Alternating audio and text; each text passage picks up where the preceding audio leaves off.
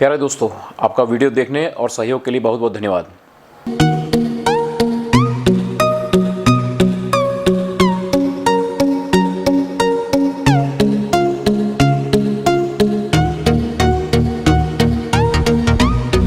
नमस्कार दोस्तों, मैं सुरेंद्र प्रसाद मौर्य आज फिर स्वागत करता हूं आपका अपनी एक नई कहानी के अंदर।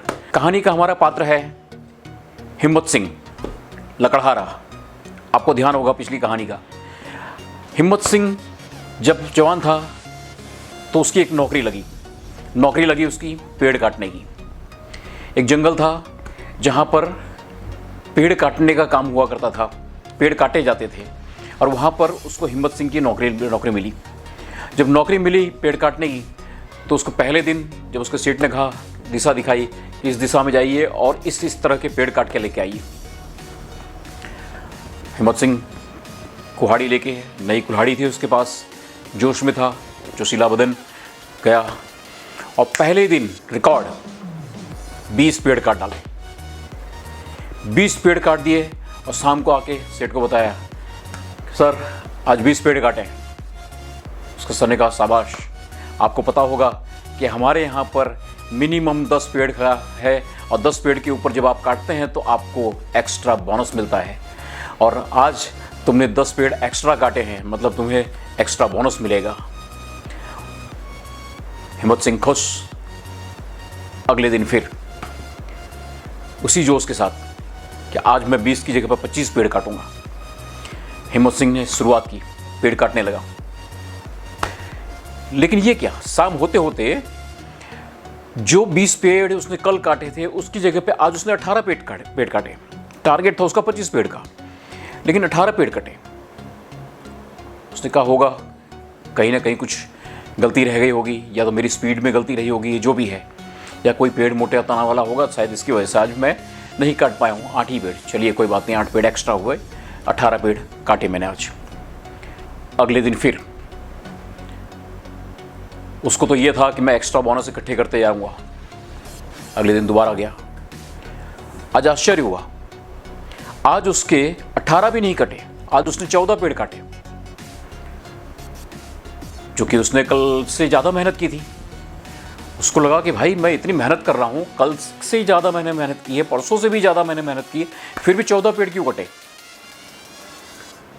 लेकिन फिर उसने दिमाग को संतुष्टि दी, समझाया कि हो सकता है कोई पेड़ मजबूत था या इस तरह पेड़ मजबूत थे, मुझे काटने में समय लगा। चलिए कोई बात नहीं, मैं कल अपना रिकवर कर लूँगा जितना नुकसान हुआ है, इस इरादा के साथ में अगले दिन फिर। लेकिन ये क्या, अगले दिन फिर उसका रिजल्ट 14 से सीधा 9 पर आ गया। मतलब जो मिनिमम चाहिए था वह भी नहीं कर पाया। मिनिमम शर्त थी 10 झाड़ की, 10 पेड़ काटने। हिम्मत सिंह निराश हो गया कि क्या बात है, जो मिनिमम टारगेट है 10 पेड़ का, मैं उस टारगेट से भी एक पेड़ को कम काट रहा हूँ। अब वो बिल्कुल दिमाग के अंदर से बिल्कुल हताश हो गया। हताश होने के बाद में उसको अब रास्ता सूझ नहीं रहा था, क्या करूं। उसने सोचा मैं अपने बॉस से बात करता हूं कि सर कहीं ना कहीं कुछ ना कुछ गड़बड़ है, या तो मेरे पर भूत प्रेत का कुछ साया पड़ गया है या किसी की नज़र लग गई है। क्यों, मैंने पहले दिन 20 पेड़ काटे, फिर दूसरे दिन 18 कटे, फिर 14 हुए, 14 से आज सीधा 9 पे आ गया हूँ। तो ये क्या क्यों हो रहा है सर। वो गया अपने बॉस के पास, उससे बात की कि सर मैं भी वही हूँ, जंगल भी वही है, मेरी कुल्हाड़ी भी वही है, लेकिन फिर भी ऐसा कैसे हो रहा है। तो उसके बॉस ने गौर से उसकी बात को सुना और कहा, एक काम करो हिम्मत सिंह, तुम उस बुजुर्ग व्यक्ति के पास चले जाओ, वो हमारे सबसे पुराने एम्प्लॉय हैं और बरसों से मैं देख रहा हूँ वो कंटिन्यूज कम से कम 15-16 झाड़ तो रोज काटते हैं, उनके स्कोर में कभी कितनी कमी नहीं आई है। तो जाके उनसे मिलो कि क्या राज हो सकता है। हिम्मत सिंह गया उनके पास। निराश व्यक्ति हर रास्ता ढूंढता है, कहते हैं ना, तिनके को डूबते को तिनके का सहारा। बुजुर्ग व्यक्ति के पास गया, पूछा, बाबूजी मुझे बताइए कैसे हो रहा है, मैं कहाँ गलती कर रहा हूँ, या कुछ इस जंगल में भूत प्रेत का साया तो नहीं है। बुजुर्ग व्यक्ति ने कहा, उसको देखा ध्यान से, कि कब जुड़े नौकरी पर। उसने बताया 4 दिन पहले। ठीक है, 4 दिन से कितने झाड़ काटे? तो उसने पूरा कहानी बताई कि पहले दिन मैंने 20 काटे, फिर 18 काटे, फिर 14 हुए, आज 9 हो गए। तो उस बुजुर्ग व्यक्ति ने कहा, इन 4 दिनों में आपने अपनी कुल्हाड़ी को धार कितनी बार लगाया? तो हिम्मत सिंह को अब चौंकने का समय था। उसने कहा, धार तो मैंने एक भी बार नहीं लगाई। तो बुजुर्ग व्यक्ति ने कहा, यही आपकी गलती है। आप जब पहले दिन कुल्हाड़ी लेके आए थे, वो कुल्हाड़ी नई थी, उसमें तेज धार थी। उस तेज धार से आपने 20 झाड़ काट दिए, लेकिन फिर आप अपने कंटिन्यूस उसी काम में लग गए। आपने इस बात के लिए समय नहीं निकाला कि आप अपनी कुल्हाड़ी को धार लगा सको। आपकी कुल्हाड़ी में अगर धार नहीं होगी तो पेड़ कटेंगे कहाँ से?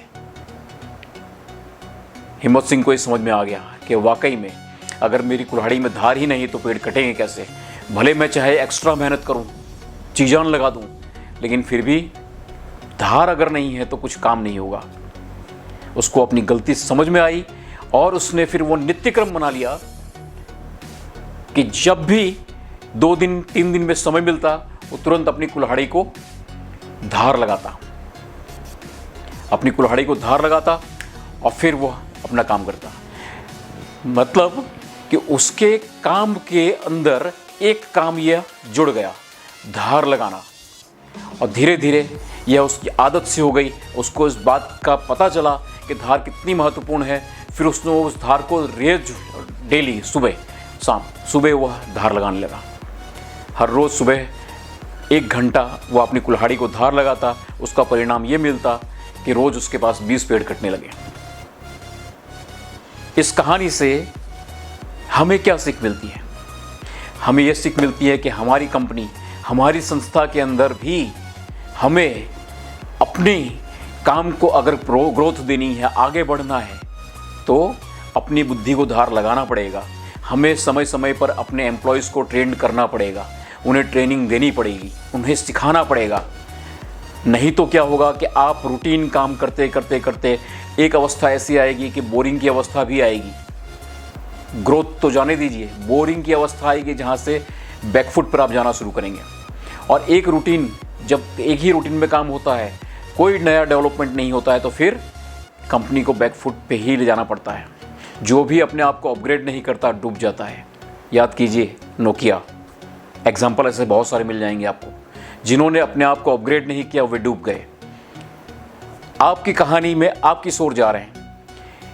यह आधार लगाना सिर्फ और सिर्फ कंपनी के लिए जरूरी नहीं है। यह आधार आपकी पर्सनल लाइफ के अंदर भी होनी चाहिए, आपकी आध्यात्मिक लाइफ के अंदर भी होना चाहिए कि आपको हर चीज़ को समय समय पे धार लगाना है। आध्यात्मिक अगर आप धार नहीं लगाएंगे तब भी आप पिछड़ जाएंगे। आप अपने पारिवारिक संबंधों को तरोताज़ा नहीं करेंगे तब भी आप पिछड़ जाएंगे। मतलब हर जगह पर यह धार जरूरी है। और सबसे ज़्यादा ज़रूरी है आपके बिजनेस के अंदर, आपके व्यापार के अंदर, जहाँ समय समय पर आप अपने आदमियों को ट्रेन कीजिए, अपने मैनेजमेंट को ट्रेन कीजिए, अपने टारगेट्स को रिव्यू कीजिए, नए नए लक्ष्य बनाइए और आगे बढ़िए। अपनी कंपनी के अंदर मशीनों को अपग्रेड कीजिए, टेक्नोलॉजी को अपग्रेड कीजिए, आगे बढ़िए और एक बेहतरीन कहानी बनाइए। याद रखिए, वह जवानी जवानी नहीं जिसकी कोई कहानी ना हो, और कहानी बनती है धार लगाने से। खुश रहो, तरक्की करो।